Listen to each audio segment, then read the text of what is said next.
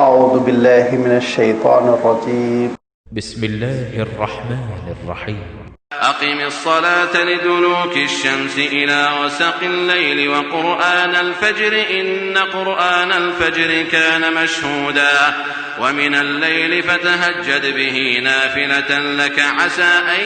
يبعثك ربك مقاما محمودا وقل رب أدخلني مدخل صدق وأخرجني مخرج صدق واجعل لي من لدنك سلطانا نصيرا وقل جاء الحق وزهق الباطل إن الباطل كان زهوقا وننزل من القرآن ما هو شفاء ورحمة للمؤمنين ولا يزيد الظالمين إلا خسارا وإذا أنعمنا على الإنسان أعرض ونأى بجانبه وإذا مسه الشر كان يئوسا قل كل يعمل على شاكلته فربكم أعلم بمن هو أهدى سبيلا. صدق الله العظيم. الحمد لله رب العالمين والصلاة والسلام على سيد المرسلين وعلى آله وأصحابه أجمعين أما بعد. سورہ بنی اسرائیل کا یہ رکوع نمبر 9 ہے جس کی ابھی آپ کے سامنے تلاوت کی گئی. اس رکوع میں اللہ تعالیٰ نے ایک ایسی اہم عبادت کا تذکرہ فرمایا جو دراصل دین کی جان ہے، اسلام کی عمارت کا اہم ستون ہے، جس سے اسلام ہے اور جس کے بغیر اسلام نہیں ہے، جس عبادت کو عربی میں الصلاۃ کے نام سے موسوم کیا گیا اور ہم اپنی زبان میں نماز سے اس کا ترجمہ کرتے ہیں. اس نماز کا تذکرہ ان آیتوں میں اس سیاق میں آیا ہے، اس انداز میں آیا ہے کہ اللہ تعالیٰ نے سورہ بنی اسرائیل میں جہاں آپ صلی اللہ علیہ وسلم کی امامت کبریٰ کا اعلان فرمایا کہ قیامت تک کے لیے ساری انسانیت کے لیے آپ کی نبوت ہے، اس کی علامت اللہ تعالیٰ نے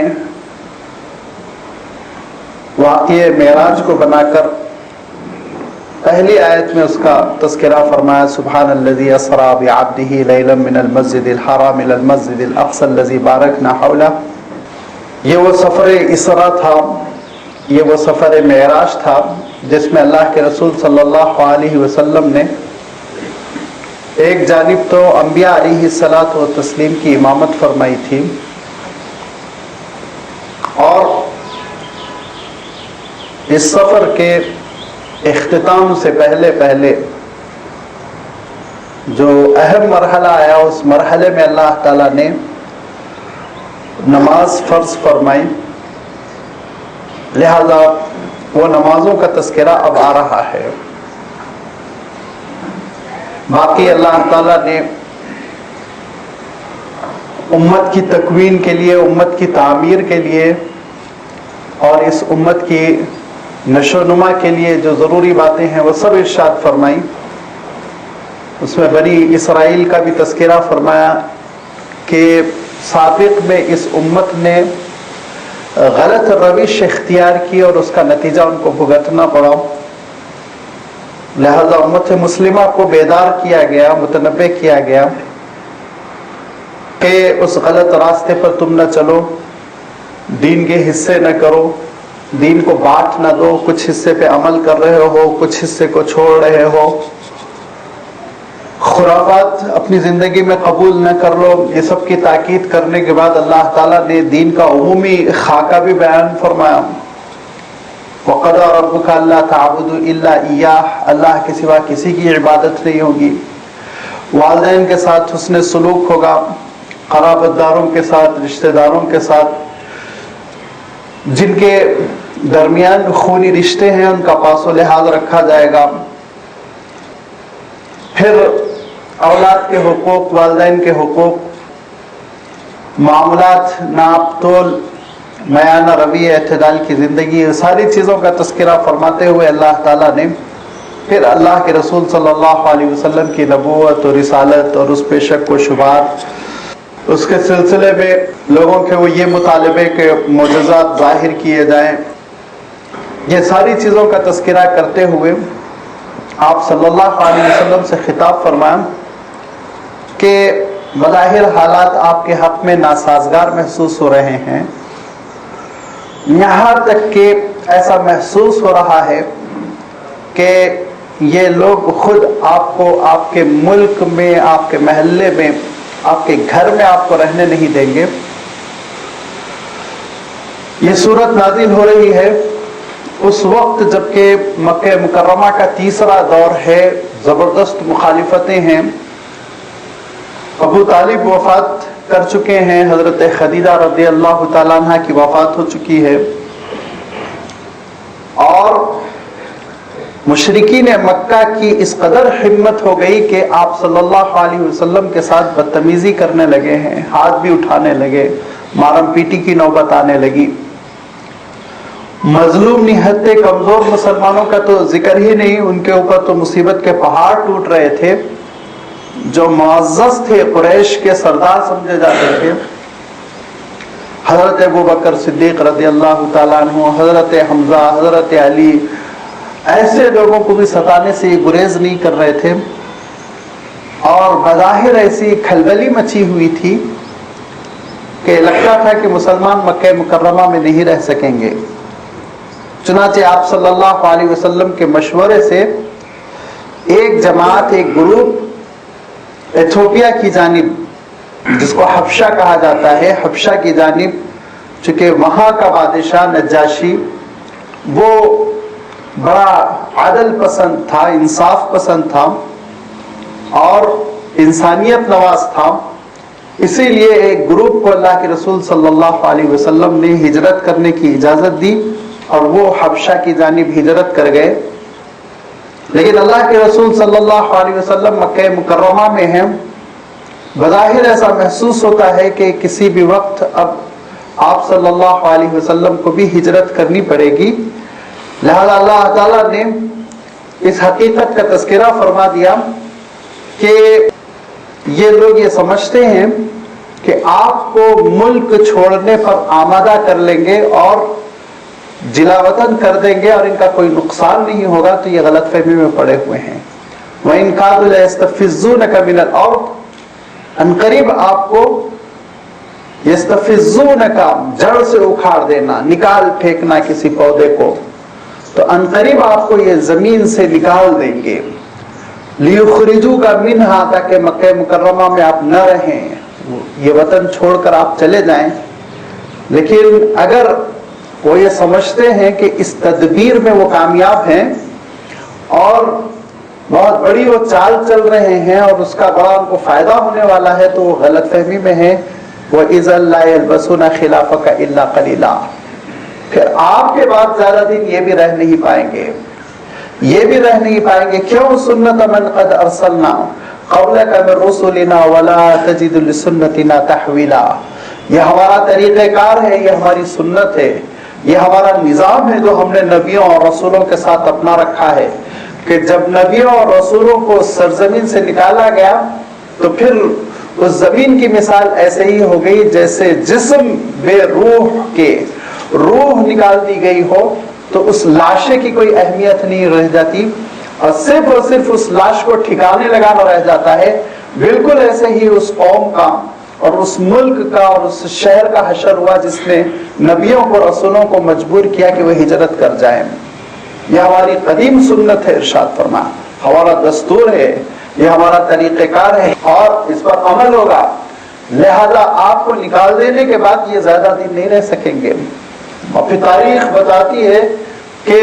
جس طرح حضرت نوح علیہ السلام کے بعد حضرت نوح علیہ السلام کی بستی باقی نہ رہی، جس طرح ہود علیہ السلام کے بعد ہود علیہ السلام کی بستی باقی نہ رہی، جس طرح حضرت شعیب حضرت صالح علیہ السلام کے بعد بستیاں باقی نہ رہی، اور جس طرح حضرت موسیٰ علیہ السلام کے بعد فرعون کو امان نہ ملی، بالکل ایسے ہی اللہ کے رسول صلی اللہ علیہ وسلم نے ہجرت کی، اور ہجرت کے 1-1.5 سال کے اندر قریش کو اتنی بڑی چوٹ لگی کہ ان کے بڑے بڑے 70 سردار مارے گئے، اور دھیرے دھیرے ان کے لیے میدان ایسا اللہ تعالیٰ نے تنگ کیا کہ آپ جانتے ہیں کہ ہجرت کے 8ویں سال تو کفر کا قلعہ کر دیا گیا، شرک کو مکہ مکرمہ سے نکال کے پھینک دیا گیا۔ لہذا یہ سمجھ رہے تھے کہ آپ صلی اللہ علیہ وسلم کو ملک چھوڑنے پر مجبور کر کے یہ بہت بڑی کامیابی حاصل کر لیں گے، لیکن یہ سراسر غلط فہمی میں تھے، اپنے پیروں پر یہ کلہاڑی مار رہے تھے۔ اللہ تعالیٰ ارشاد فرماتا ہے کہ قوموں پر عذاب کیوں نہیں آتا؟ اس لیے نہیں آتا کہ اس میں استغفار کرنے والے لوگ ہیں، اس لیے نہیں آتا کہ اس میں اللہ کے رسول ہیں۔ لہذا اللہ تعالیٰ مکہ مکرمہ والوں سے خطاب کر کے سورہ توبہ میں ارشاد فرمایا کہ وَمَا كَانَ اللَّهُ مُعَذِّبَهُمْ وَأَنْتَ فِيهِمْ، اے رسول آپ ہے جس کی وجہ سے ان پر عذاب نہیں آ رہا، اگر آپ نہ ہوتے ان کے درمیان تو کب کے ان پر عذاب آ گیا ہوتا۔ لہذا حضور اکرم صلی اللہ علیہ وسلم کو ہجرت پر مجبور کر کے مسلمانوں کو انہوں نے کمزور نہیں کیا، اپنے آپ کو کمزور کیا، اور اپنے آپ کو وہ لقمہ اجل اور عذاب کے گویا کا ٹھکانہ بنایا، اور پھر اس کا مزہ چکھا۔ ادھر مسلمان ہیں کہ ہجرت کر جا رہے ہیں، اور آپ جانتے ہیں کہ اس زمانے میں جو ہجرت ہو رہی ہے تو ایسے تھوڑی کہ پورا سامان ساتھ لے جایا جا رہا ہو، جائیداد بیچ کے اس کی قیمت حاصل کی جا رہی ہو، ساری چیزیں چھوڑ کر مسلمان جا رہے ہیں۔ اور پھر حضور اکرم صلی اللہ علیہ وسلم نے دھیرے دھیرے مدینہ منورہ کی طرف ہجرت کرنے کی لوگوں کو اجازت دی، اور 4-4 8-8 اس طرح سے لوگ مکہ مکرمہ سے نکل رہے ہیں، روانہ ہو رہے ہیں، اور مدینہ منورہ میں بس رہے ہیں۔ بالکل نئی زندگی، بڑی نہتی زندگی، کمزوری کی زندگی۔ معاشی طور پر عالم یہ ہے کہ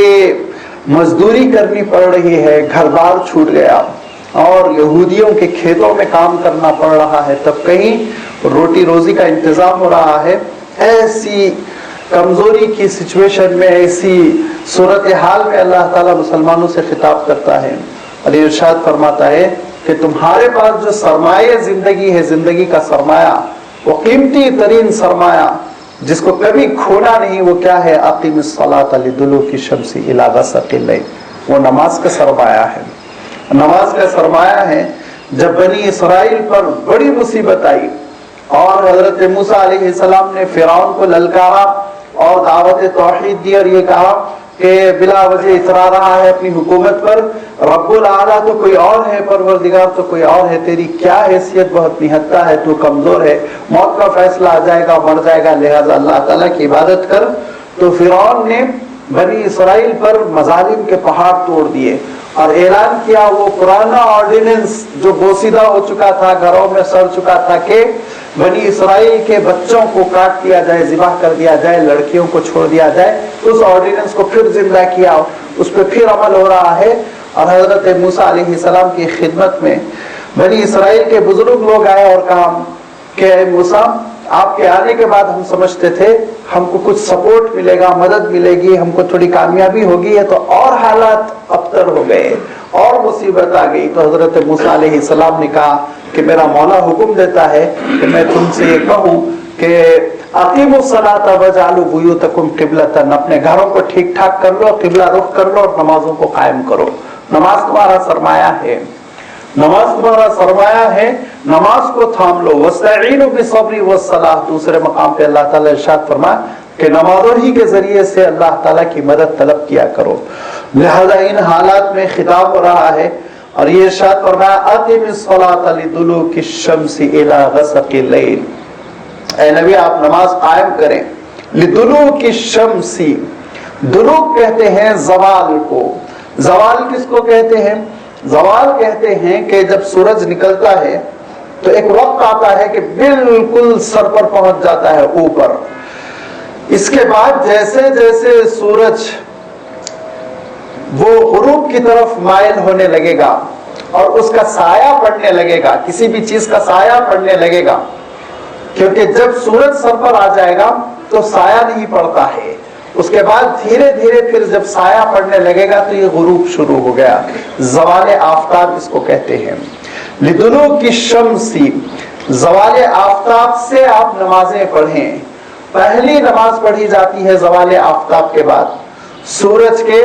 دھیرے دھیرے نیچے آنے کے بعد، غروب کی طرف آگے بڑھنے کی طرف کے بعد وہ پہلی نماز پڑھی جاتی ہے ظہر کی۔ ظہر کی جب ہر چیز کا سایہ پڑنے لگتا ہے تو پھر ظہر کا وقت شروع ہو جاتا ہے اور ظہر کی نماز پڑھی جاتی ہے، یہاں تک کہ سورج کا سفر جاری رہتا ہے، اور پھر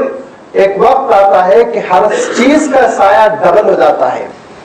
کوئی چیز اگر 1 فٹ کی ہے تو اس کا سایہ 2 فٹ کا پڑ رہا ہے، لہذا یہ وقت شروع ہو گیا عصر کا، یہاں سے عصر کی نماز پڑھی جائے گی، اور پھر اس کے بعد سے دھیرے دھیرے سورج غروب ہو جاتا ہے، یہ پورا زوال ہو گیا، اس کا غائب ہو گیا سورج، لہذا مغرب کی نماز پڑھی جاتی ہے۔ 3 نمازوں کا تعلق سورج کی رفتار سے ہے، اسی لیے ارشاد فرمایا اقم الصلاۃ لدلوک الشمس الی غسق اللیل، غسق کو کہتے ہیں اندھیرے کو، تاریکی کو، اور ایک نماز تاریکی میں پڑھی جائے گی، رات کی تاریکی میں، اور وہ نماز کون سی ہے آپ جانتے ہیں کہ مغرب کا وقت اس وقت تک برقرار رہتا ہے جب تک کہ آسمان میں شفق نمایاں رہے گی، لال روشنی نمایاں رہے گی۔ یہ 50-60 منٹ کے بعد آپ دھیرے دھیرے دیکھیں گے کہ لالی بالکل غائب ہو جاتی ہے اور آسمان سیاہ ہو جاتا ہے۔ چونکہ شہر میں اس کا اندازہ نہیں ہوتا، لیکن اگر دیہات میں یا صحرا میں یا میدان میں آپ جا کے دیکھیں تو پھر ایک وقت آئے گا، جیسے آج کل مثلا 7:45 کے آس پاس آپ دیکھیں گے کہ شفق بالکل، لالی بالکل ختم ہو چکی ہے اور رات بالکل سیاہ ہو گئی، تاریک ہو گئی۔ لہذا یہ جیسے ہی رات تاریک ہوئی، نماز عشاء کا وقت شروع ہو گیا، نماز عشاء پڑھی جا سکتی ہے۔ کب تک؟ الی غسق اللیل، جب تک رات تاریک رہے گی۔ رات میں تقریباً فجر کا وقت، صبح صادق جو شروع ہوتی ہے اس وقت تک عشاء کا وقت برقرار رہتا ہے۔ صبح صادق کس کو کہتے ہیں؟ صبح صادق اس کو کہتے ہیں، نیچرل ایسی چیزیں ہیں جو ذرا ہم شہری زندگی میں مشاہدہ نہیں کر پاتے، لیکن اگر دیہات کی زندگی یا میدان میں کسی آپ وسیع و عریض صحرا میں جا کے دیکھیں گے تو یہ ساری چیزیں دیکھیں گے کہ جب رات پوری ہو جاتی ہے اور صبح نمودار ہونے لگتی ہے تو پہلے صبح کاذب ہوتی ہے، جھوٹی صبح، اور صبح کاذب کی نشانی کیا ہے؟ اس کی نشانی افق پر کنارے جو روشنی، مشرق میں جو روشنی نمودار ہوتی ہے، وہ روشنی ایسے ہوتی ہے جیسے جھاڑو کے تنکے، اس ٹائپ سے پھیلی ہوئی روشنی کی لکیریں جیسے کہ نظر آنے لگتی۔ یہ صبح کاذب ہے، ابھی نماز نہیں پڑھی جا سکتی، سحری کا وقت ختم ہو رہا ہے۔ یہ تھوڑی دیر میں 4-8 منٹ میں یہ روشنی ختم ہو جائے گی اور صبح صادق نمودار ہوگی۔ صبح صادق میں آپ دیکھیں گے ایک لکیر ایسے سفید نمایاں ہوتی ہے آسمان پہ، سیدھے جیسے کہ ایک دھاگا کھینچ دیا گیا اس قیدی کا۔ اسی کو اللہ تعالیٰ نے قرآن مجید میں حتیٰ یتبین لکم الخیط الابیض من الخیط الاسود من الارشاد فرمایا، من الفجر، کہ فجر کے موقع پہ سفید دھاگا جب کالے سیاہ دھاگوں سے نمایاں ہو جائے تو پھر تم روزہ شروع کر دو، سحری ختم کر دو، اور فجر کا وقت گویا کہ شروع ہو گیا۔ یہ صبح صادق ہے، لہذا اس صبح کو فجر کہا جاتا ہے۔ فجر کے معنی ہوتے ہیں پھوٹ پھوٹنا، فجر کے معنی ہوتے ہیں پہلی روشنی کا نمودار ہونا۔ لہذا ارشاد فرمایا اقیم الصلاۃ لدلوک الشمس الی غسق اللیل وقرآن الفجر، اور تیسری نماز جس کا تذکرہ ہو رہا ہے، تیسرے وقت کی نماز، وہ فجر کی نماز ہے، لیکن فجر کی نماز کا تذکرہ کرتے ہوئے یوں ارشاد فرمایا وقرآن الفجر، اور فجر کے وقت کی تلاوت، اور قرآن فجر، فجر کا قرآن، ان قرآن الفجر کان مشہودا، یہ فجر کے وقت کا، صبح صادق کے وقت کا قرآن کا پڑھنا، یہ مشہودہ، اس کی گواہی دی جاتی ہے۔ اس کی گواہی کون دیتا ہے؟ جس کا تذکرہ اللہ کے رسول صلی اللہ علیہ وسلم ارشاد فرماتے ہیں کہ رات کی ڈیوٹی فرشتوں کی ختم ہو جاتی ہے اور وہ روانہ ہو جاتے ہیں ملائے اعلیٰ کی طرف، اور وہ گواہی دیتے ہیں کہ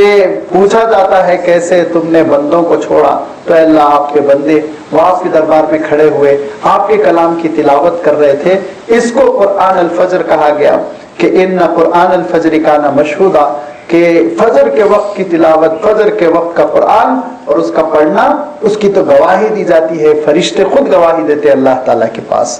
لہذا اس سے یہ پتہ چلا کہ فجر کی نماز میں تلاوت طویل رہے گی، یہ اصل مسنون ہے۔ آپ صلی اللہ علیہ وسلم کا معمول بھی یہی رہا، اور یہی قرآن مجید سے اشارہ بھی مل رہا ہے کہ قرآن پاک اس کو بڑی مناسبت ہے صبح کے وقت سے، فجر کے وقت سے، لہذا اس موقع پہ تلاوت کا خصوصی اہتمام ہوگا، اور تلاوت میں بھی وہ تلاوت جو نماز کی شکل میں ہو وہ زیادہ پسندیدہ ہے، وہ اللہ تعالیٰ کے پاس زیادہ مقبول ہے۔ لہذا ارشاد فرمایا کہ اقیم الصلاۃ لدلوک الشمس، تین نمازوں کا اشارہ تو ہو گیا دلوک الشمس میں۔ دلوک الشمس کا لفظ اللہ تعالیٰ نے ارشاد اس لیے بھی فرمایا کہ اس اشارے کے پیچھے ایک بڑی زبردست قسم کی ایک حقیقت ہے۔ آپ دیکھیں گے کہ انسان بہت گمراہ ہوئے سورج کی وجہ سے، چونکہ بہت چمکتا ہے، بہت روشن ہے، بہت ہی اس سے تمازت و حرارت ملتی ہے، ٹمپریچر ملتا ہے، روشنی ملتی ہے، بہت کام آتا ہے، اسی سے یہ بادلوں کا بننا ہے، اسی سے بارش کا برسنا ہے، اور پھر اسی سے کھیتوں کا پکنا ہے، اسی سے ہم کو انرجی کا ملنا ہے، توانائیوں کا ملنا ہے، اور آپ جانتے ہیں اسی کی وجہ سے یہ دن کا روشن ہونا ہے۔ لہذا بھولے بھالے لوگ یا نادان لوگ زیادہ تر غلط فہمی میں پڑے سورج کی وجہ سے، اور سورج کی پوجا کرنے لگے۔ لہذا اللہ تعالیٰ نے سب سے پہلی بات تو یہ کر دی، چڑھتے سورج کے وقت کوئی نماز نہیں پڑھی جائے گی، کوئی نماز فرضی نہیں رکھی جائے گی۔ لہذا جب سورج چڑھ رہا ہو تو اس موقع پہ کوئی نماز نہیں رکھی گئی، سورج جب ڈوب رہا ہے اس وقت بھی نماز نہیں رکھی گئی، تاکہ لوگوں کو یہ غلط فہمی نہ ہو کہ ڈوبتے سورج کے لیے نعوذ باللہ سجدہ ہو رہا ہے، ہرگز نہیں۔ یہ ارشاد فرمایا کہ تم کو جو نماز پڑھنی ہے تو وہ نماز کے اوقات پہ ذرا غور کرو، بڑی اس کے پیچھے ایک ذہانت کا پہلو ہے، بہت ہی عجیب و غریب ایک حکمت ہے۔ آپ نماز پڑھ رہے ہیں ظہر کی، ظہر کا وقت جب شروع ہوا، جیسے میں نے عرض کیا کہ سایہ کسی بھی چیز کا پڑنے لگا، آپ ذرا پریکٹیکلی کر لیجئے، ایک شاخ، ایک لکڑی آپ کسی میدان میں لگائیے، اور اس کے بعد اس کا سایہ پڑنے لگا، اور آپ ظہر کا وقت ہو گیا، آپ ظہر کی نماز کے لیے کھڑے ہو جائیے۔ ظہر کی نماز کے لیے جب آپ کھڑے ہوں گے تو آپ کا سایہ پیچھے کی طرف گرے گا۔ جب آپ سجدے میں جائیں گے تو سایہ اعلان کرے گا میں سورج کو سجدہ نہیں کرتا،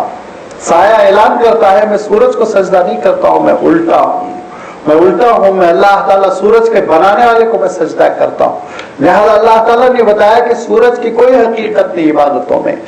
اوقات کا تعین تو ہے اس سے، لیکن اس میں سورج کی کسی قسم کی کوئی اہمیت نہیں۔ یہاں تک کہ اثر میں بھی آپ دیکھیں گے سایہ ساتھ نہیں دے گا، اگر کوئی سورج کی طرف سجدہ کر رہا ہے تو سایہ اس کا الٹی طرف گر رہا ہے۔ لہذا یہ علامت رکھی گئی کہ اسلام میں کسی قسم کا کوئی سجدہ کسی اور کے لیے روا نہیں، صرف اللہ کے لیے عبادت ہوگی۔ اقیم الصلاۃ لدلوک الشمس، اسی لیے زوال آفتاب کا تذکرہ فرمایا، اور قرآن پاک میں اللہ تعالیٰ نے اس کے لیے دوسرے الفاظ بھی ارشاد فرمایا، اقیم الصلاۃ طرفی النہار، ارشاد فرمایا دن کے دو حصوں میں تم نماز پڑھو، پہلا حصہ ظہر کا، دوسرا حصہ عصر کا۔ پھر ارشاد فرمایا کہ رات کی نمازیں تم ادا کرو، طرفی النہار وزلفا من اللیل، ارشاد فرمایا رات کے ٹکڑوں میں، رات کے حصوں میں بھی نماز ادا کرو۔ تو پہلا حصہ رات کا مغرب، دوسرا حصہ عشاء، تیسرا حصہ فجر، جبکہ رات ختم ہو رہی ہے، دن شروع ہونے والا ہے۔ لہذا یہ پانچوں نمازوں کا اللہ تعالیٰ نے قرآن پاک میں مختلف مقامات پر تذکرہ فرمایا۔ اقیم الصلاۃ لدلوک الشمس الی غسق اللیل وقرآن الفجر، اور ان پانچوں نمازوں کا تذکرہ اللہ تعالیٰ نے قرآن پاک میں مختلف انداز میں، مختلف پیرائے میں اور مختلف الفاظ میں بیان فرمایا، اور اللہ کے رسول صلی اللہ علیہ وسلم پر تو ایسی تحدید کر دی گئی کہ آپ صلی اللہ علیہ وسلم ارشاد فرماتے ہیں کہ حضرت جبرائیل علیہ السلام نمودار ہوئے، اور اس کے بعد سے کہا کہ آئیے ظہر کی نماز ہم ادا کرتے ہیں۔ لہذا ظہر کی نماز ادا کی اولین وقت جبکہ سورج بالکل ڈھلنا شروع ہوا تھا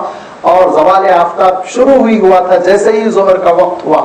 حضرت جبرائیل آپ صلی اللہ علیہ وسلم کے ساتھ نماز ظہر ادا کرتے ہیں۔ جیسے ہی ہر چیز کا سایہ ڈبل ہوا تو حضرت جبرائیل نے آپ صلی اللہ علیہ وسلم کے ساتھ عصر کی نماز ادا کی. جیسے ہی سورج غروب ہو گیا مغرب ادا کی, اور جیسے ہی شفق ختم ہو گئی عشاء ادا کی. دوسرے دن پھر حضرت جبرائیل امین تشریف لائے اور اس کے بعد سے کہا آئیے ظہر پڑھتے ہیں, اور اتنا ڈیلے کیا کہ ہر چیز کا سایہ ڈبل ہونے والا تھا. ظہر ادا کی, اور اس کے بعد عصر کی نماز اس قدر تاخیر کے ساتھ ادا کی کہ سورج ڈوبنے والا تھا, مغرب ہونے والی تھی. اس کے بعد سے عصر ادا ہوئی اور پھر مغرب ادا کی اس وقت جبکہ شفق ختم ہونے والی تھی, عشاء کا وقت شروع ہونے والا تھا. اور عشاء ادا کی تہجد کے وقت جبکہ بالکل فجر کا وقت شروع ہونے والا تھا. اس کے بعد حضرت جبرائیل کہتے ہیں یہ اللہ تعالیٰ کا حکم ہے, آپ کی امت کے لیے یہ پانچوں نمازوں کے اوقات ہیں کہ کل اور آج کے درمیان جو نمازیں ہوئی اس کے درمیان جو ابتدائی وقت میں نماز ادا کی گئی اور جو انتہائی وقت میں نماز ادا کی گئی اس کے درمیان ہر نماز کا وقت ہے. ظہر کا وقت بھی بتا دیا, عصر کا اور مغرب کا اور عشاء کا اور فجر کا, سارے نماز کے اوقات ابتدا میں پہلے دن نماز پڑھی گئی, انتہائی وقت میں دوسرے دن نماز پڑھی گئی, اور سارے اوقات بتا دیے گئے. حضور اکرم صلی اللہ علیہ وسلم نے سارے اوقات نماز کے وہ امت کو تربیت فرما دی ہے. میدان میں لے جا کے اللہ کے رسول صلی اللہ علیہ وسلم نے سائے کھینچ کے بتایا, دیکھو سایہ بڑھ رہا ہے, گھٹ رہا ہے, کون سی نماز کا وقت شروع ہو رہا ہے, کون سی نماز پڑھی جائے گی, پوری تربیت آپ نے فرما دی. ہاں یہ بھی ارشاد فرما کہ کوشش اس بات کی کرو کہ جلد از جلد نماز ادا کر لو, ڈیلے کرنے کی کوشش نہ کرو, تاخیر کرنے کی کوشش نہ کرو, ٹالنے کی کوشش نہ کرو, کیونکہ اس بات کا امکان ہے کہ ٹالنے میں نماز قضا نہ ہو جائے. لہذا اولین وقت میں نماز پڑھنے کی تم کوشش کرو. آپ صلی اللہ علیہ وسلم ارشاد فرماتے تھے کہ سب سے افضل ترین عمل جو ہے, سب سے افضل عمل اللہ کو جو سب سے زیادہ پسند ہے وہ یہ کہ الصلاۃ والا وقتھا, وقت شروع ہو جائے نماز پڑھ لو, بے فکر ہو جاؤ. نماز کو ٹالو گے تو لازمی بات ہے پھر اس بات کا امکان ہے کہ یہ سستی جان لیوا ہو جائے اور نماز قضا ہو جائے. عقیب الصلاۃ لدلوک الشمس, اس قدر بے چین ہوتے آپ صلی اللہ علیہ وسلم, اس قدر بے چین ہوتے کہ نماز کا وقت شروع ہو جاتا اور حضرت بلال رضی اللہ تعالیٰ عنہ سے تحقیق کرنے لگتے کہ کب اذان دے رہے ہو, کب نماز قائم کر رہے ہو, اور یہی کہتے یا بلال اقیم الصلاۃ وارحنا بہا, بلال جلدی نماز قائم کرو, مجھے راحت پہنچاؤ, مجھے سکون پہنچاؤ, مجھے آرام پہنچاؤ. یہ فرماتے تھے میرے آنکھوں کی ٹھنڈک نمازوں میں ہے. یہ وہ نماز ہے جس کے سلسلے میں آپ صلی اللہ علیہ وسلم آخری وقت میں ارشاد فرماتے تھے نماز نماز نماز نماز, اور جو تمہارے ہاتھوں میں امانت ہے, نماز اور تمہارے ہاتھوں میں جو امانت ہے, یہ دو چیزیں تم برباد کرنے کی کوشش نہ کرو. نماز کو قائم رکھو, نماز کو تم اپنی زندگی میں قائم رکھو. اللہ کے رسول صلی اللہ علیہ وسلم کا عالم یہ ہے کہ غشی طاری ہو رہی ہے اور بے ہوش ہو جاتے ہیں اللہ کے رسول صلی اللہ علیہ وسلم, اور پھر اس کے بعد سے کچھ دیر کے لیے ہوش آتا ہے اور آپ صلی اللہ علیہ وسلم چاہتے ہیں کہ نماز کے لیے باہر نکلے, اور چہرے پہ آپ نے پانی بھی ملا لیکن پھر غشی طاری ہو گئی, آنکھ بند ہو گئی. پھر آپ صلی اللہ علیہ وسلم کی آنکھ کھلی اور پھر آپ نے کوشش کی کہ نماز کے لیے تشریف لائیں, لیکن پھر غشی طاری ہوئی, کمزوری کا غلبہ ہے, اور پھر آنکھ بند ہو گئی. تیسری مرتبہ یہی کیفیت ہوئی تو اللہ کے رسول صلی اللہ علیہ وسلم نے فرمایا کہ مرو ابا بکر ان صلی بالناس, ابو بکر کو حکم دو کہ وہ امامت کر لیں, لگتا ہے کہ میرا نکلنا مشکل ہوگا. لہذا حضرت ابو بکر صدیق رضی اللہ تعالیٰ عنہ سے کہا گیا کہ آپ امامت فرما لیں. حضرت ابو بکر نے اللہ کے رسول صلی اللہ علیہ وسلم کے حکم کے مطابق امامت کی, اور امامت شروع ہوئی نماز کہ آپ صلی اللہ علیہ وسلم کو پھر ہوش آیا تو آپ نے اپنے کمرے کا پردہ اٹھایا. جب دیکھا پوری امت جماعت میں کھڑی ہوئی اللہ تعالیٰ کے حضور جھکی ہوئی اور سراپا خشوع بنے ہوئے اللہ کی عبادت بجا لا رہے ہیں, تو آپ صلی اللہ علیہ وسلم مسکرا پڑے. اطمینان ہو گیا کہ جس چیز پر اس امت کی میں تربیت کر رہا تھا, جس چیز پر اس امت کو میں کھڑا کر دینا چاہتا تھا, یہ امت اس پر کھڑی ہو گئی. لہذا آپ صلی اللہ علیہ وسلم نے کہا کہ مجھے بھی لے کے چلو, مجھے بھی لے کے چلو. دو صحابی ہے, حضرت عبداللہ ابن عباس ایک طرف, حضرت علی رضی اللہ تعالیٰ عنہ دوسری طرف, دونوں سہارا دے کر حضور اکرم صلی اللہ علیہ وسلم کو اپنے اپنے شانوں پر اٹھا کر اس طرح مسجد میں لائے کہ راوی یہ کہتا ہے آپ صلی اللہ علیہ وسلم کے قدم اٹھ نہیں رہے تھے، بلکہ دھیرے دھیرے اللہ کے رسول صلی اللہ علیہ وسلم کے قدم گویا کھینچ رہے تھے آپ اپنے پیروں کو۔ اس کیفیت میں جب پہنچے صفیں پوری چڑھتی چلی گئیں اور حضرت ابوبکر صدیق رضی اللہ تعالیٰ عنہ نے محسوس کیا کہ اللہ کے رسول پیچھے تشریف لا چکے ہیں، تو پھر حضرت ابوبکر پیچھے ہٹ گئے، مصلی پہ اللہ کے رسول صلی اللہ علیہ وسلم کو بٹھایا گیا۔ یہ وہ آخری امامت ہے آپ صلی اللہ علیہ وسلم کی کہ آپ صلی اللہ علیہ وسلم نے بیٹھ کے امامت کی اور حضرت ابوبکر نے آپ کی ابتدا کی اور کھڑے ہو کر حضرت ابوبکر نے آپ کی اقتدا کرتے ہوئے نماز کی تکمیل کی۔ اس طرح سے لوگ حضرت ابوبکر صدیق رضی اللہ تعالیٰ عنہ کی اقتدا کر رہے تھے اور حضرت ابوبکر آپ صلی اللہ علیہ وسلم کی، اور یہ وہ نماز تھی جس کے لیے اللہ کے رسول صلی اللہ علیہ وسلم ارشاد فرماتے تھے کہ نماز قائم کرو، میری آنکھوں کو ٹھنڈک پہنچاؤ۔ اقیموا الصلاۃ، نماز پر اس امت کو برپا کیا گیا، نماز پر اس امت کو قائم کیا گیا، حالات چاہے جیسے بھی ہو جائیں اور جتنی ہی آزمائشوں اور امتحانوں سے اس امت کو دوچار ہونا پڑے، نماز کے سلسلے میں اللہ تعالیٰ ارشاد فرماتا ہے کہ اس کو تم نہیں چھوڑ سکتے، اس کے سلسلے میں سستی نہیں کر سکتے، نماز کے بغیر اسلام نہیں، اور نماز دین کا ستون ہے۔ اللہ کے رسول صلی اللہ علیہ وسلم ارشاد فرماتے تھے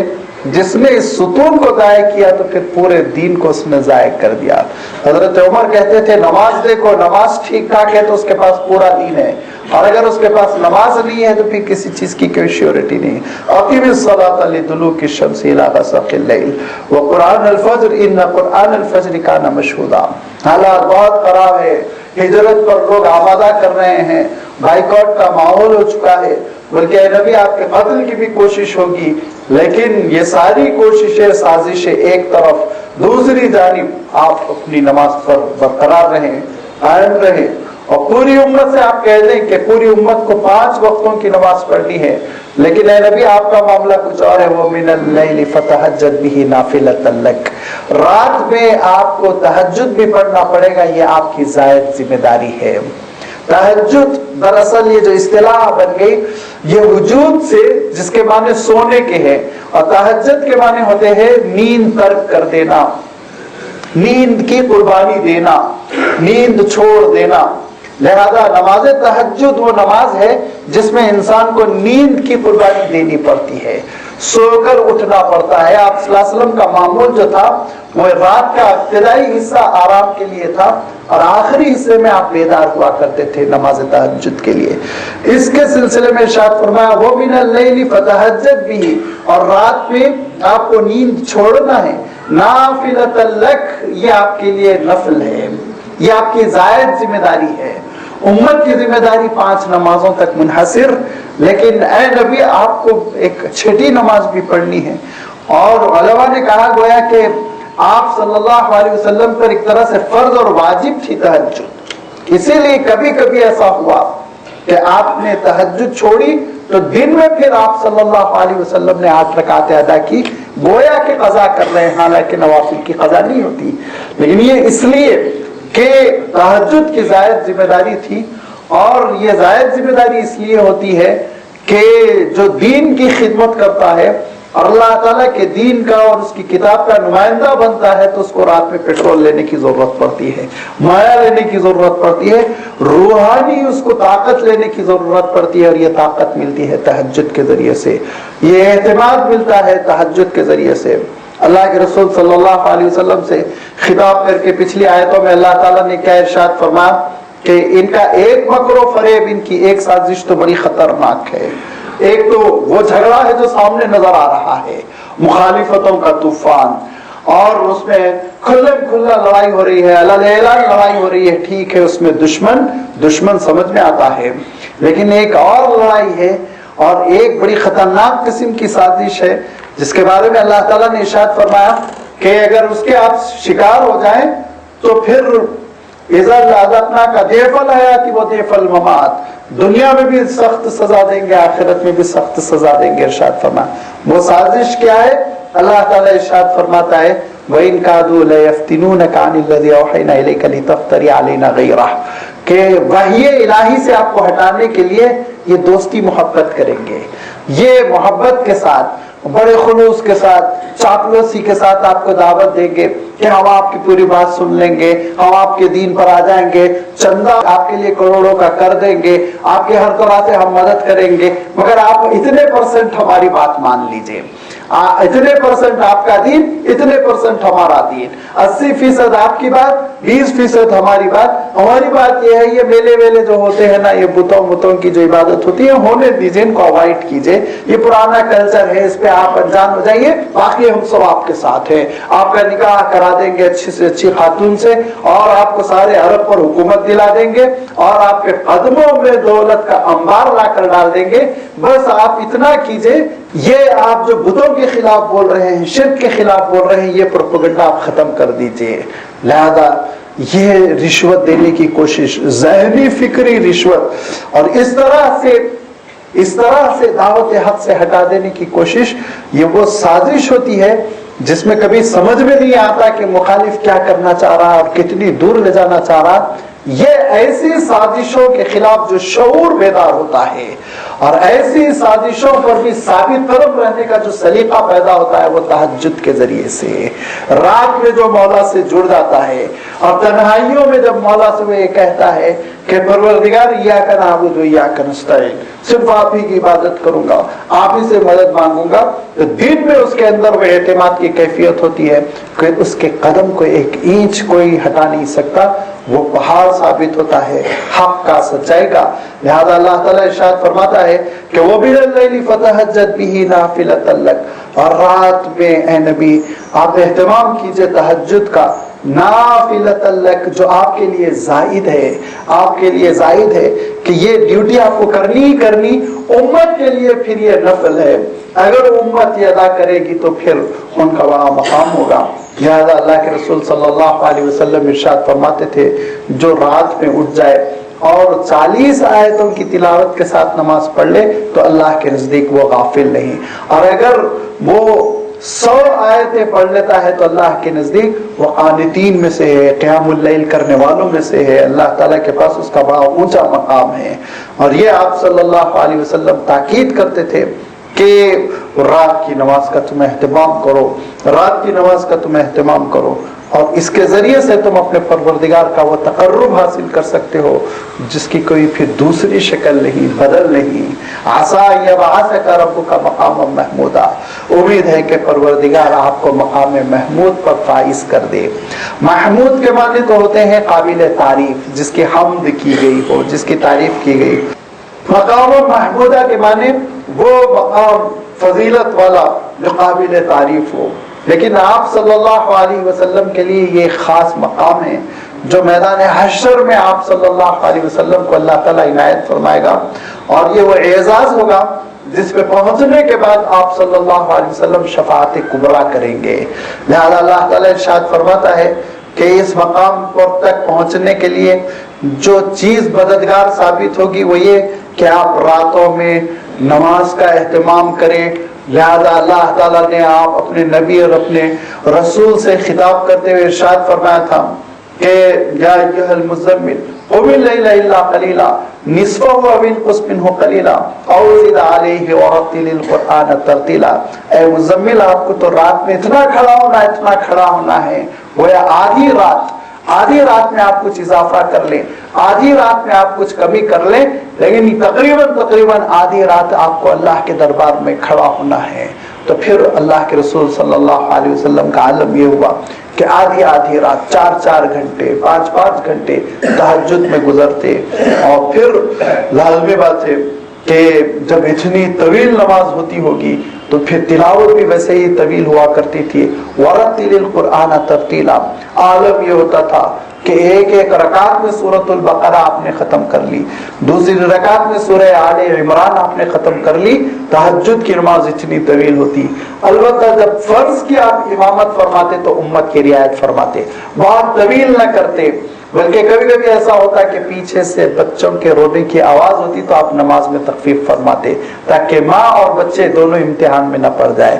تو فرض میں جبکہ مجمع عام ہوتا بڑی رعایت فرماتے. تہجد میں جبکہ تنہائی ہوتی تو گھنٹوں پروردگار کے دربار میں کھڑے ہوئے یہاں تک کہ پیر سوجنے لگتے اور پیر چٹکنے لگتے. اور حضرت عائشہ رضی اللہ تعالیٰ عنہ فرماتی ہیں کہ میں کہتی ہے اللہ کے رسول آپ کے پیروں پر برم آ رہی ہے، کیوں اتنی طویل نماز جبکہ اللہ تعالیٰ نے آپ کو جو مقام لینا ہے وہ عطا فرما دیا. تو آپ صلی اللہ علیہ وسلم ارشاد فرماتے تھے کہ کیا پھر میں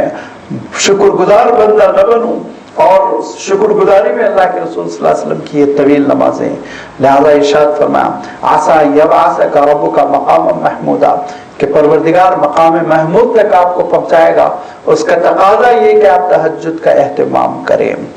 اور اس امت کو بھی مقام شہادت تک اگر پہنچنا ہو تو پھر اس امت کی بھی ڈیوٹی بنتی ہے کہ وہ قیام اللیل کی عادی بنے،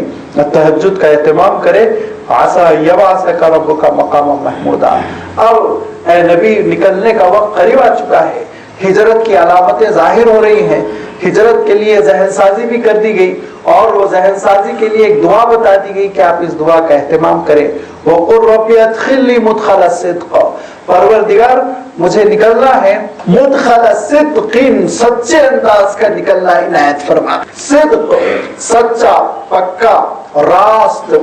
ایسا نکلنا کہ بس پروردگار کے لیے میں نکل جاؤں اور پھر لوٹ کے آنے کا کوئی تصور نہ ہو. وقل اور اے نبی آپ کہیے ربی ادخلنی مدخل صدق کہ مجھے داخل فرما تو پھر سچائی کی بنیاد پر واخرجنی مخرج صدق اور مجھے نکلنے کا موقع دے تو سچائی کے ساتھ میں نکلوں، راست بازی کے ساتھ میں نکلوں. اور جب نکلنا ہے اللہ تعالیٰ کے لیے نکل جانا ہے، ملک چھوڑ دینا ہے، تو جب مدینہ منورہ داخل ہونا ہے پوری راست بازی کے ساتھ، مکہ مکرمہ سے نکل جانا ہے پوری راست بازی کے ساتھ، تو پھر اس کا ایک نتیجہ بھی ہے. وہ نتیجہ یہ کہ اب آپ کی سپورٹ میں اللہ تعالیٰ پوری امت قائم کرے گا، امت کھڑی کر دے گا، ایک سلطنت وجود میں آئے گی. لہذا اس کے لیے بھی دعا کرا دی گئی وَاجْعَلْ لِي مِن لَّدُنْكَ سُلْطَانًا نَصِيرًا اور پروردگار میرے لیے آپ اپنی جانب سے مددگار، ایسے مددگار متعین فرما، سلطان جو طاقتور ہوں، طاقتور مددگار میرے حق میں آپ پیدا فرما دیں. لہذا اللہ تعالیٰ نے دعا کے ذریعے سے ذہن سازی بھی کر دی اور پھر لازمی بات ہے جب دعا کا اہتمام ہوا تو نتیجہ بھی برآمد ہوا اور اللہ تعالیٰ نے آپ صلی اللہ علیہ وسلم کو اسی شان سے مدینہ منورہ میں داخل ہونے کا اور اسی شان سے مکہ مکرمہ سے نکلنے کا موقع عنایت فرمایا کہ جو نبیوں اور رسولوں کی ہوتی ہے اللہ کی مدد کے ساتھ، غیبی مدد کے ساتھ اور پوری حفاظت کے ساتھ اور پورے دین کے ساتھ پھر اللہ کے رسول صلی اللہ علیہ وسلم مکہ مکرمہ سے روانہ ہوئے، مدینہ منورہ پہنچ گئے اور ہجرت ہوئی. اور مدینہ منورہ میں جو امت مسلمہ وجود پائی وہ سلطان النصیرہ کی مصداق بنی، آپ صلی اللہ علیہ وسلم کے ساتھ کھڑی ہو گئی وہ امت. اور پھر یہ وہ دین کی حجت جو اللہ تعالیٰ روئے زمین پہ پورا کرنا چاہتا تھا اس امت کے ذریعے سے پورا کر دیا. وَقُلْ جَاءَ الْحَقُّ وَزَهَقَ الْبَاطِلُ إِنَّ الْبَاطِلَ كَانَ زَهُوقًا. نبی آپ اعلان کر دیجئے، کہہ دیجئے کہ حق آ چکا ہے، نہیں دبا سکتے تم حق کو، نہیں چھپا سکتے، نہیں کر سکتے اس میں ملاوٹ. یہ حق کھل کر رہے گا، وَزَهَقَ الْبَاطِلُ اور باطل جا کر رہے گا، ختم ہو کر رہے گا، ہودا ہوگا. ان الباطل کان زہوقا کیونکہ باطل بہت کمزور ہوتا ہے، یہ سمندر کی جھاگ کی طرح ہوتا ہے، نظر آتا ہے تو بہت زیادہ نظر آتا ہے لیکن ٹکنے والا نہیں ہوتا، ٹکنے والا نہیں ہوتا. بس اوقات ایسا معلوم ہوتا ہے یہ باطل پوری دنیا میں چھا جائے گا لیکن چند ہی دنوں میں دھیرے دھیرے اس باطل کا ایسے خاتمہ ہوتا ہے کہ صرف تاریخ میں اس کا تذکرہ باقی رہ جاتا ہے اور باطل کیسی کیسی شکلوں میں سر اٹھایا. لیکن آپ دیکھیں گے انجام بہرحال وہی ہوا کہ دھیرے دھیرے وہ ختم ہو گیا. اور دور اخیر میں تاریخ کی جو آخری مثال ہے وہ کمیونزم کی مثال ہے کہ اپنے ملک سے نکلا تو چھاتا چلا گیا، ایسا چھا گیا کہ اسلامی سلطنتوں کو ایک دوسرے سے ٹکراتا گیا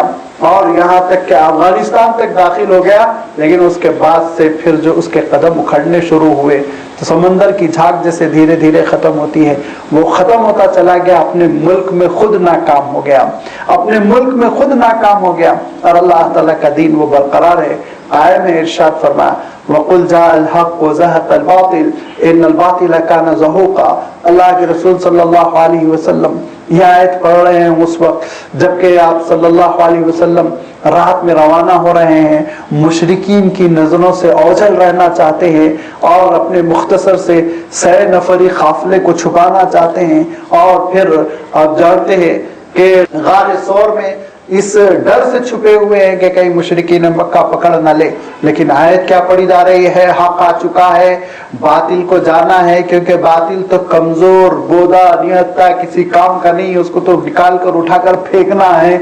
ایسے موقع پہ اللہ کے رسول صلی اللہ علیہ وسلم کی آیت کی تلاوت، پھر اس کے دھیرے دھیرے وقت گزرتا چلا گیا، حالات بدلتے چلے گئے اور مکہ مکرمہ کے حالات بھی بدلے۔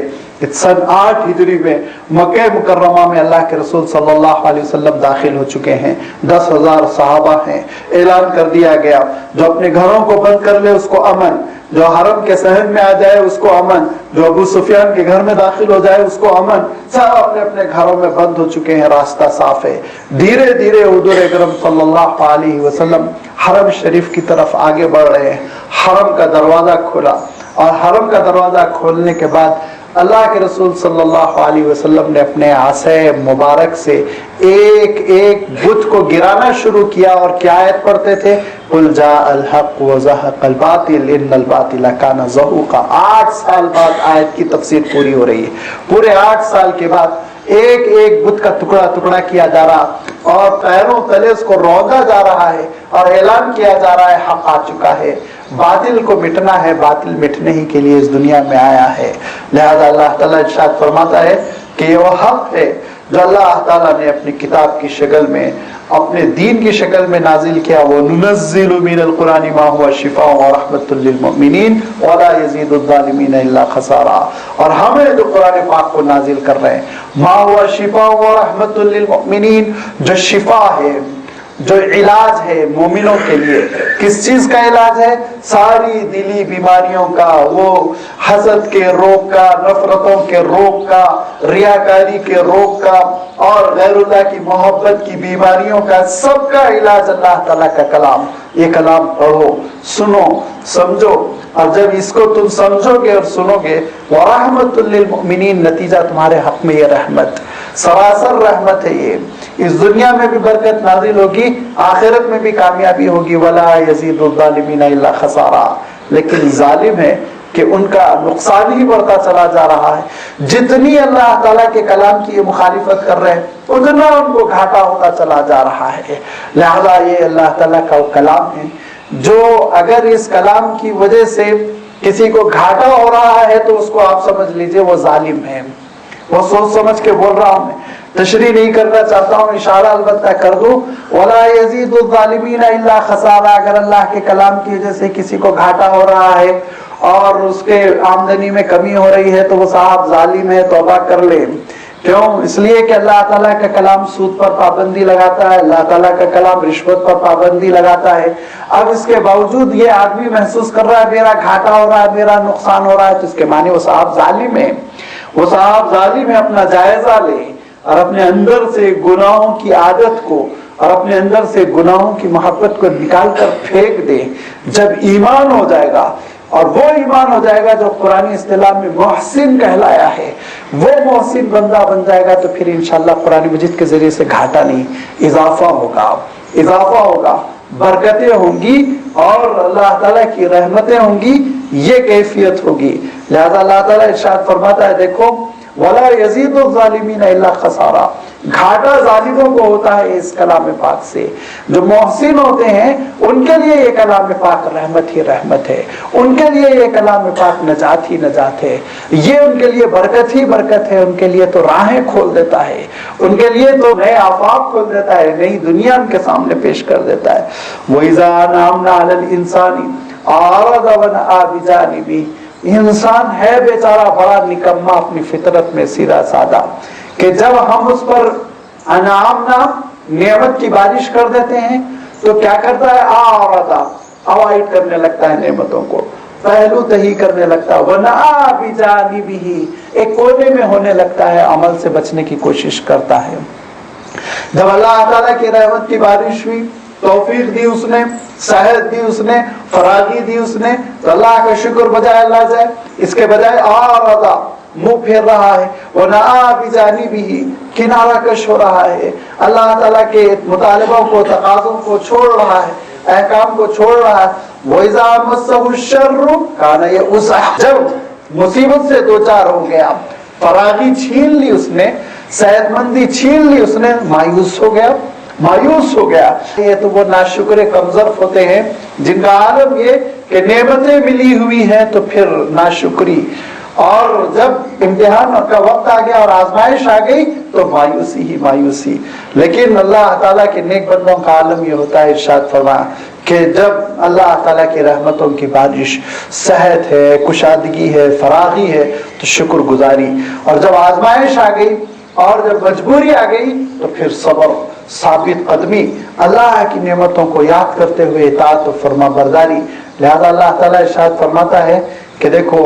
انسان کا عالم یہ ہے کہ ہم نے اس پر اپنے کلام پاک کی نعمت کی اور ہم نے اس کے لیے کلام پاک نازل کیا، لیکن اس کا عالم یہ ہے منہ پھیر رہا ہے، کنارہ کش ہو رہا ہے، عمل ہی نہیں کرتا۔ لہذا پھر پکڑ کا وقت آئے گا، مصیبت آ جائے گی، اس وقت مایوس ہو کر رہ جائے گا۔ مایوسی سے بچنے کے لیے تم اللہ تعالیٰ کے کلام کو تھام لو، اس کے شکر کا تقاضا ادا کرو، اس کے کلام سے وابستہ ہو جائے۔ کل یعمل علی شاکلتی، ہر شخص وہ اپنے اپنے طریقہ کار کے ساتھ عمل کرتا چلا جائے، ہر شخص عمل کر رہا ہے علی شاکلتی، اپنے اپنے طریقے سے، اپنی اپنی شکل میں اور اپنے اپنے انداز میں، اپنے اپنے اسلوب میں۔ لیکن ایک بات یاد رکھو، فربکم اعلم بمن هو اهدی سبیلا، پروردگار خوب جانتا ہے کہ ہدایت پر کون گامزن ہے، راہ راست پر کون ہے، سیدھے راستے پر کون چل رہا ہے، صراط مستقیم پر کون ہے، پروردگار خوب جانتا ہے۔ لہذا جو صراط مستقیم پر ہے اور جو اللہ تعالیٰ کی فرما برداری کے راستے پر گامزن ہے، اللہ تعالیٰ اس کی قدردانی کرے گا، اور اس کی قدردانی یہ ہوگی کہ ارشاد فرمایا کہ مقام محمود تک اس کو پہنچایا جائے گا، اس کو اللہ تعالیٰ آخرت کی کامیابی سے دوچار کرے گا، اور پھر یہ دنیا کی زندگی یہ اس کو ختم ہونا ہے۔ لیکن یاد رکھو روح تمہاری وہ باقی رہے گی۔ روح کیا ہے اور روح کے سلسلے میں جو سوالات ذہنوں میں پیدا ہوتے ہیں ان کی حقیقت کیا ہے، اللہ تعالیٰ نے اس کی جانب آنے والی آیتوں میں اشارہ فرمایا۔ انشاءاللہ آئندہ اتوار اس کی وضاحت آپ کی خدمت میں رکھی جائے گی۔ وآخر دعوانا الحمدللہ رب العالمین۔